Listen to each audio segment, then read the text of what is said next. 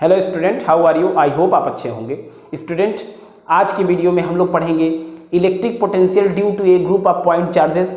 इसके अलावा हमें पढ़ना है इक्विपोटेंशियल सरफेस, फिर पढ़ेंगे हम लोग इलेक्ट्रिक पोटेंशियल एनर्जी। इन तीन टॉपिक्स को या इन तीन चीज़ों को हमें कवर करना है इस लेक्चर में, इस वीडियो में या इस टॉपिक में। तो आइए हम लोग शुरुआत करते हैं अपने टॉपिक की। टॉपिक हमारा पहला क्या है? फर्स्ट टॉपिक है अपना electric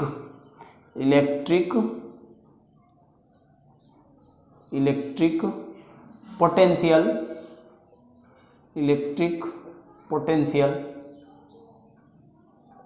due to a group of point charges.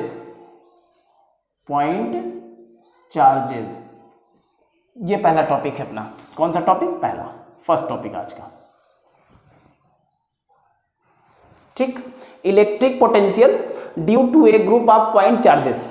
ठीक है, अब अगर मैं आपसे बात करूं कि कोई ऐसा सिस्टम हो जिसमें बहुत सारे पॉइंट चार्जेस हों, तो उन पॉइंट चार्जेस की वजह से या due to these point charges the potential on any point is to be. क्या मैं बोला हूं कि किसी सिस्टम में बहुत सारे पॉइंट चार्जेस हों, वह सिस्टम बहुत सारे पॉइंट चार्जेस को कंटेन कर रखा हो। इसके बाद उन पॉइंट चार्जेस की वजह से अगर हमें किसी पॉइंट पर पोटेंशियल निकालना हो और उन चार्जेस की क्या हो, डिफरेंट डिस्टेंसेस हो, कहां से? उस पॉइंट से, तो फिर हम इसे कैसे निकालेंगे? क्लियर है? तो आइए इसी के बारे में हम लोग बात करते हैं। तो देखिए ध्यान से, सबसे पहले अपने को यह भी समझ में आता है कि इलेक्ट्रिक पोटेंशियल इज वेक्टर और स्केलर। तो बात ये होती है कि जी इलेक्ट्रिक पोटेंशियल तो एक स्केलर क्वांटिटी है, तो नो डाउट हम लोग इसको एक सिंपल मैथमेटिक्स की तरह, एक सिंपल अलजेब्रा की तरह क्या कर सकते हैं, ऐड कर सकते हैं और सब्ट्रैक्ट कर सकते हैं। ठीक है ना, इसमें डायरेक्शन का कोई इशू नहीं होता, सिर्फ और सिर्फ मैग्नीट्यूड और यूनिटी इनफ होती है। तो कह सकते हैं कि इलेक्ट्रिक पोटेंशियल को जोड़ने या घटाने के लिए, ऐड या सब्ट्रैक्ट करने के लिए हमें एक वेक्टर अलजेब्रा की जरूरत नहीं होती, बल्कि कैसी, एक सिंपल अलजेब्रा हमें चाहिए।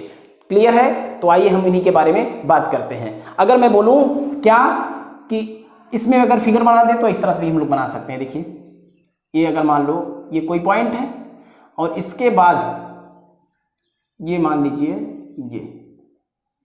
ये इस तरह से। ठीक है, ऐसा कुछ भी आप ले सकते हो। क्लियर? देखो ये मान लो इस तरह से। इसके बाद यहाँ पे चार्ज रख दो Q1, यहाँ पे चार्ज रख लो Q2, यहाँ पे चार्ज रख लो -Q3, यहाँ पे चार्ज रख लो -Q4, ऐसे। ठीक है, इसके बाद इस चार्ज की डिस्टेंस को दिखा दो आप। सॉरी, थोड़ा सा सीधा इसको बनाया जाए तो अच्छा रहेगा। ये इस चार्ज की डिस्टेंस R1 दिखा दो और इस चार्ज की डिस्टेंस आप R2 दिखा सकते हो। इस चार्ज की डिस्टेंस आप R3 दिखा सकते हो और इस चार्ज की डिस्टेंस आप R4 दिखा सकते हो। और ये मान लो कोई पॉइंट O है। ठीक है, और इसको आप नाम दे दो A, B, C और ये पॉइंट D आपका, ये पॉइंट O है। क्लियर? हमें क्या करना है कि चार्जेस Q1, Q2, Q3 यानी -Q3 या निगेटिव Q3 और निगेटिव Q4 की वजह से कहाँ पोटेंशियल निकालना है? पॉइंट O पर। क्लियर है? तो हम लोग क्या करेंगे इसके लिए, इसी के बारे में समझना है कि ये मान लो कोई सिस्टम है। अब इसमें मैंने 4 चार्जेस कंसीडर कर सकते हैं। हो सकता है कि आप 8, 9, 10, 2, 3, 4 कुछ भी कंसीडर कर सकते हो। तो डिपेंड करता है कंडीशंस पे, क्वेश्चन कैसा आपका है। लेकिन यहाँ पे तो अभी कितने चार्जेस हैं? 4 चार्जेस। तो हमें क्या कहाँ निकालना पोटेंशियल? O पर। किस चार्ज की वजह से? इस चार्ज Q1 की वजह से, जिसकी डिस्टेंस O से कितनी है? R1 है। चार्ज Q2 की वजह से पोटेंशियल ऑन O, डिस्टेंस है R2। चार्ज -Q3 की वजह से potential on O, charge distance है R3, किसकी? -Q3 की O से। और उसके बाद क्या? चार्ज -Q4 की वजह से पोटेंशियल किस पर? O पर। और इसकी डिस्टेंस कितनी? R4 है। तो फिर इसको कैसे सिंपल वे में हम लोग कर सकते हैं? देखिए, डायरेक्ट आप फार्मूले लिख सकते हैं। V is equal to one upon 4 pi epsilon naught होगा Q1 upon R1 plus 1 upon 4 pi epsilon naught Q2 upon में R2। ठीक, अब आपको ये भी पता है कि ये दोनों चार्जेस पॉजिटिव थे तो पोटेंशियल इनके पॉजिटिव। इसके बाद ये चार्जेस कैसे निगेटिव हैं, तो चलो चार्ज Q3 की वजह से पोटेंशियल अननोन, तो क्या होगा, निगेटिव होगा 1 upon 4 pi epsilon not Q3 upon क्या, Q3 अपॉन R3। फिर चाहे तो यहाँ पर आप सम कर सकते हैं इसका, plus 1 upon 4 pi epsilon not Q4 plus की माइनस, जी माइनस होगा क्योंकि ये चार्ज कैसा है, माइनस है, माइनस Q4 अपॉन R4 हो गया। इसके बाद क्या करेंगे, देखिए 1 upon 4 pi epsilon naught, 1 upon 4 pi epsilon naught, 1 upon 4 pi epsilon naught, 1 upon 4 pi epsilon naught, हर जगह है तो कॉमन ले लीजिए, सब में है तो कॉमन हुआ जी। तो हम लोग क्या कर पा रहे हैं इसको, 1 अपॉन 4 पाई एप्सिलॉन नॉट को कॉमन ले लिया आपने। इसके बाद आपके पास जो बचा वो ये है Q1 upon R1 plus Q2 upon R2 plus तो नहीं बल्कि minus Q3 upon R3 minus Q4 upon R4, ये हो गया। इनको चाहो तो आप वोल्ट भी लिख सकते हो, कोई इशू नहीं होगा। क्लियर, तो ये रहा potential Q1 Q2 Q minus Q3 minus Q4 charge की वजह से पॉइंट O पर, जिनकी डिस्टेंसेज आपको फिगर में दी हुई हैं तो आप ऐसे निकाल सकते हो। अब इसमें सिस्टम में 3 चार्ज 4 चार्ज 5 6 7 8 9 कुछ भी हो सकते हैं, तो आप उनकी वजह से पोटेंशियल निकाल सकते हो एक सिस्टम में जब वो चार्जेस क्या किया हो, मल्टीपल चार्जेस अपने पास रख रहा हो। क्लियर, आई होप ये आपको क्लियर हुआ होगा। नेक्स्ट टॉपिक देखते हैं हम लोग। नेक्स्ट टॉपिक है अपना क्या, नेक्स्ट टॉपिक है इक्यू पोटेंशियल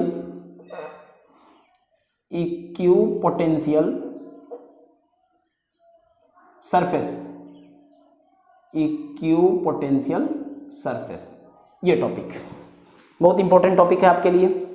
इलेक्ट्रिक पोटेंशियल में ये एक important one of the important topic है। कौन, इक्यू पोटेंशियल सरफेस, इसके बारे में बात कर लीजिए, क्या होता है, क्या इससे हम लोग समझ सकते हैं, इससे आने वाली प्रॉब्लम को हम कैसे सॉल्व कर सकते हैं, क्या क्या इसमें नोट्स होते हैं, इंपॉर्टेंट हमारे लिए कौन कौन से हो सकते हैं, इन्हीं सारी चीज़ों के बारे में हम लोग इसमें डिटेल में बातें कर सकते हैं। ठीक है ना, तो आइए देखते हैं इक्यू पोटेंशियल सरफेस आपका क्या है।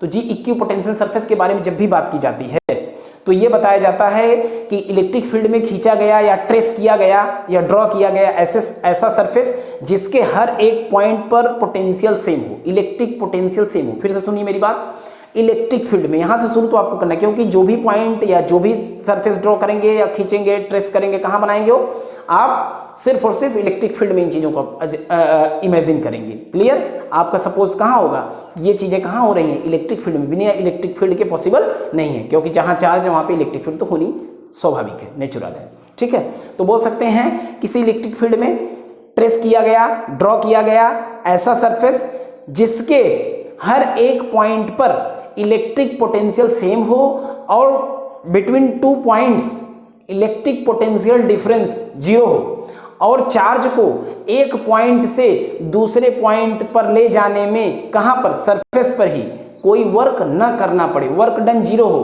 तो इस कंडीशन में वह सरफेस कैसा कहलाता है, इक्यू पोटेंशियल सरफेस।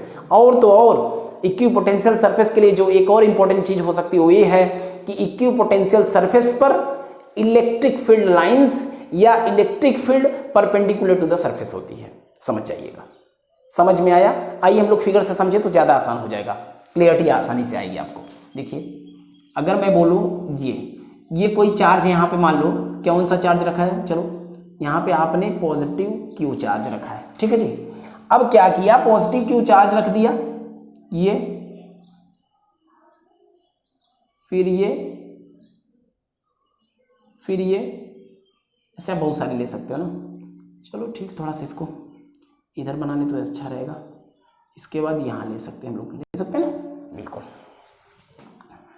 अब ये है आपका, यहां से इलेक्ट्रिक फील्ड लाइंस ड्रॉ आप करिए ऐसे, ये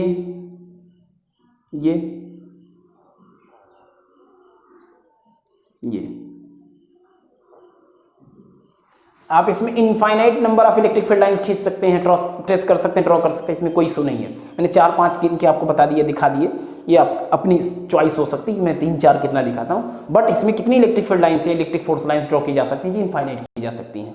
क्लियर। अब मैं बोलूँ इस प्लस क्यू चार्ज की वजह से ये क्या है, इलेक्ट्रिक फील्ड लाइन्स हैं या इलेक्ट्रिक फील्ड को शो करने वाली क्या है, फोर्स लाइन्स है। तो मैं बोल सकता हूँ ये अपना कौन है, इलेक्ट्रिक फील्ड है। ठीक है। अब मैं बोलूँ कि ये आपका क्या है, इक्विपोटेंशियल सरफेस। जी कैसे इक्विपोटेंशियल सरफेस है, देखा जाए इलेक्ट्रिक फील्ड लाइंस इस सरफेस के क्या है, परपेंडिकुलर। जी ये केस तो सॉल्व हो गया। इसके बाद इस सरफेस का अगर मैं बोलूं कि ये पॉइंट क्या है, चलो ये पॉइंट ए है और ये पॉइंट क्या है, बी है। ठीक है। तो ए और जितना इलेक्ट्रिक पोटेंशियल ए पर होगा प्लस क्यू चार्ज की वजह से, उतना ही इलेक्ट्रिक पोटेंशियल किस पर, पॉइंट बी पर भी होगा। तो बोलो ए और बी के बीच का पोटेंशियल डिफरेंस 0 हो गया। क्लियर। अब मैं बोलूं कि पोटेंशियल डिफरेंस 0 हो गया, समझ में आ रहा है बिल्कुल। तो क्या कर सकते हैं कि वर्क इज इक्वल टू होता है we Q.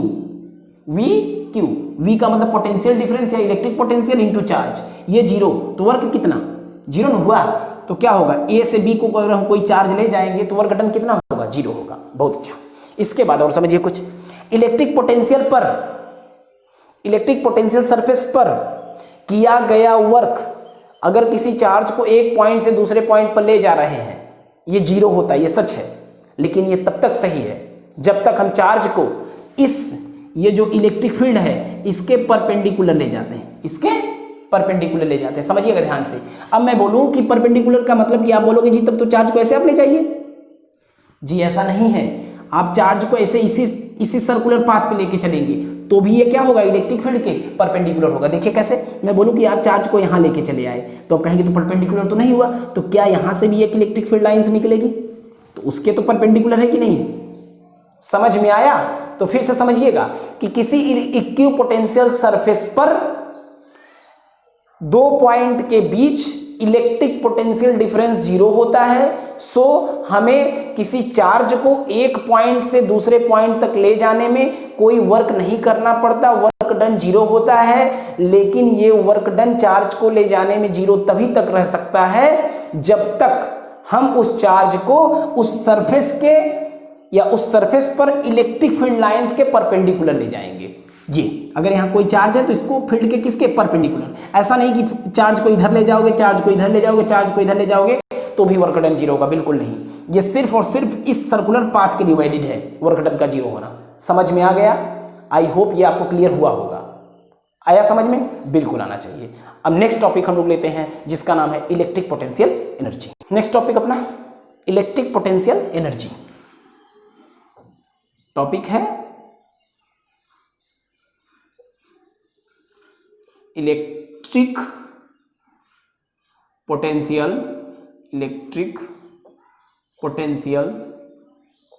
Energy, electric potential energy. जी ये हमें पढ़ना है, बेहद इंपॉर्टेंट टॉपिक।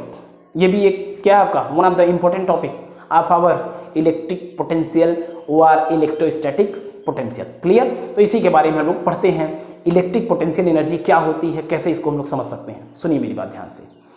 अब अगर मैं बोलूं कि किसी सिस्टम में 2 चार्जेस हो, उन दोनों चार्जेस को क्या अगर मैं इनफाइनाइट से लाकर सिस्टम का फॉर्मेशन करूं तो मुझे कुछ वर्क करना पड़ेगा। समझिएगा ध्यान से, मैं क्या बोला हूं फिर से आप समझिए। 2 चार्जेस हों किसी सिस्टम में या 2 से ज़्यादा भी हो, चलो ठीक है, अभी तो 2 की बात मैं कर रहा हूं। 2 चार्जेस किसी सिस्टम में हो, ठीक है, तो उन चार्जेस को अगर मैं इनफाइनाइट से लाकर ठीक सिस्टम का फॉर्मेशन करूं, सिस्टम का कंस्ट्रक्शन करूं, ठीक, तो मुझे कुछ वर्क करना पड़ेगा। ये वर्क उस सिस्टम में क्या किस फॉर्म में, इलेक्ट्रिक पोटेंशियल एनर्जी के फॉर्म में स्टोर हो जाता है।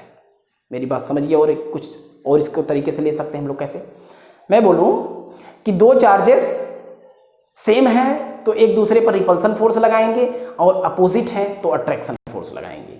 बट दोनों चार्जेस ये फोर्स लगा रहे हैं, अगर इन दोनों चार्जेस को हमें डिस्प्लेस करना हुआ, इधर उधर थोड़ा करना पड़ा, तो मुझे वर्क करना पड़ेगा। ये वर्क ही क्या होगा, उस सिस्टम में जहां ये दोनों चार्जेस होंगे, जिस सिस्टम में लगे होंगे या जिस सिस्टम में पाए जाएंगे, उस सिस्टम में किया गया वर्क या ये वर्क डन ही किस फॉर्म में स्टोर हो जाता है, इलेक्ट्रिक पोटेंशियल एनर्जी के फॉर्म में स्टोर हो जाता है। समझ में आई बात कि नहीं आई? फिगर से समझेंगे बहुत आसान हो जाएगा। देखिए फिगर,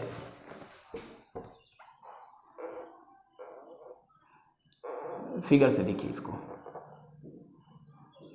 ये मान लीजिए ये चार्ज है Q1 और ये चार्ज है आपका Q2, ये पॉइंट है A और ये पॉइंट है B। बहुत बढ़िया। इन दोनों चार्जेस के बीच की जो डिस्टेंस वह R है, कितनी है? R है। चलिए समझ में आ रहा है, कोई प्रॉब्लम नहीं है, बहुत अच्छा, ठीक है। अब हम लोग क्या कह सकते हैं जी, किस चार्ज को Q1 Q2 को एक दूसरे के बहुत करीब लाकर, या जिस तरह से हम लोग लाए हैं, मान लो कि ये कहाँ थे, इनफाइनाइट पे, तो Q2 कहाँ था, इनफाइनाइट पे, मुझे कहाँ लाना पड़ा, पॉइंट B पर। तब हमने एक सिस्टम बना लिया, AB सिस्टम, क्लियर है, जो कि Q1 Q2 चार्जेस को कंटेन कर रहा है, ठीक है। तो Q2 चार्ज को अगर इनफाइनाइट से मैं लाया इस सिस्टम को बनाने के लिए पॉइंट B तक, ठीक है, तो मुझे कुछ वर्क करना पड़ा होगा, ठीक। ये वर्क डन ही क्या इस सिस्टम में किस फॉर्म में स्टोर हो गया, इलेक्ट्रिक पोटेंशियल एनर्जी के फॉर्म में। समझ में आया, क्लियर हुआ? आइए इसको देखते हैं हम लोग कैसे, थोड़ा सा इसमें कुछ अपने से थोड़ा सा इमेजिन किया जाए, सपोज किया जाए, तो शायद और भी कुछ अच्छी चीजें समझ में आ जाए। मैं बोलूँ कि चलो जी, अभी Q2 को आप B पे देख रहे हो, आप Q2 को B पे ना देखो, आप सोचो कि Q2 कहाँ हो, कभी इनफाइनाइट पे रहा, कभी कहाँ रहा था, ये इनफाइनाइट पे था, चलो ठीक है। तो क्या मैं बोल सकता हूँ कि इनफाइनाइट से लाकर B तक लाने में मुझे कुछ वर्क करना पड़ा होगा? बिल्कुल करना पड़ा होगा। चलो, अगर वर्क करना पड़ा तो ये दूसरी बात हो सकती है। पहले तो ये बोलिए कि इनफाइनाइट पे था Q2, तो पॉइंट B पर चार्ज Q1 की वजह से कुछ पोटेंशियल रहा होगा, इलेक्ट्रिक पोटेंशियल, उसको पहले फाइंड कर लिया जाए, ठीक है। तो देखिए क्या, तो मैं बोल सकता हूं कि पोटेंशियल, या मैं इलेक्ट्रिक पोटेंशियल को EP से लिख सकता हूं, EP due to Q1 charge, Q1 charge at B। समझिए, electric potential due to Q1 charge at B या एट पॉइंट B, ये भी बोल सकते हैं, कोई दिक्कत नहीं है। क्या होगा जी, तो कहोगे जी V इज इक्वल टू, आप लिख लीजिए 1/4 पाई एप्सिलॉन नॉट Q1 अपॉन में R वोल्ट। बहुत अच्छा, अभी तक तो क्लियर हो गया। अब मैं बोलूं कि पॉइंट B पर चार्ज Q1 की वजह से पोटेंशियल कितना है, इतना है, 1/4 पाई epsilon naught Q1 upon R। समझ आइए कि किसकी वजह से किसका पोटेंशियल, चार्ज Q1 की वजह से पॉइंट B पर electric potential, this is clear है। ये आपका क्या है, पोटेंशियल Q1 चार्ज की वजह से पॉइंट B पर। अच्छा, अब मैं बोलूं कि चार्ज Q2 को मैं इनफाइनाइट से B तक लाऊं तो मुझे कुछ वर्क करना पड़ेगा, किसके अगेंस्ट, इस पोटेंशियल के अगेंस्ट। समझ में आया कि नहीं आया? तो चलिए देखते हैं वर्क कितना होगा। तो कहोगे जी work W is equal to क्या होगा, V Q2। समझ में आ गया है कि नहीं आया? फिर से सोचिए ना, चार्ज Q2 को इनफाइनाइट से B तक हम लाए हैं या ला रहे हैं, तो मुझे कुछ वर्क करना पड़ा। वर्क कितना होगा, W is equal to V into Q2 होगा ना। बहुत अच्छा, तो क्या इसको हम लोग लिख सकते हैं, V की वैल्यू इतनी है, तो 1/4 पाई epsilon naught Q1 upon R होगा, लेकिन Q2 भी है तो साथ में ही ले लीजिए, Q1 Q2 अपॉन में क्या, R। ये क्या हो गया, W। बहुत अच्छा, क्या, जूल, W जूल। बहुत अच्छा। अब मैं बोलूं कि ये वर्क डन W ही किसका, सिस्टम कौन, Q1 plus Q2, Q1 system Q1 plus Q2, clear, कि क्या है, इलेक्ट्रिक पोटेंशियल एनर्जी U है। u है। तो इसको कैसे लिख सकते हैं, u is equal to 1/4 epsilon naught Q1 Q2 upon में R, क्या, जूल। आई होप ये आपको बहुत अच्छी तरह से क्लियर आ गया होगा या हो गया होगा, समझ में आया, सबको समझ में आया। सो इस वीडियो में इस उम्मीद के साथ कि ये टॉपिक आपको क्लियर हुआ है। Okay, thank you.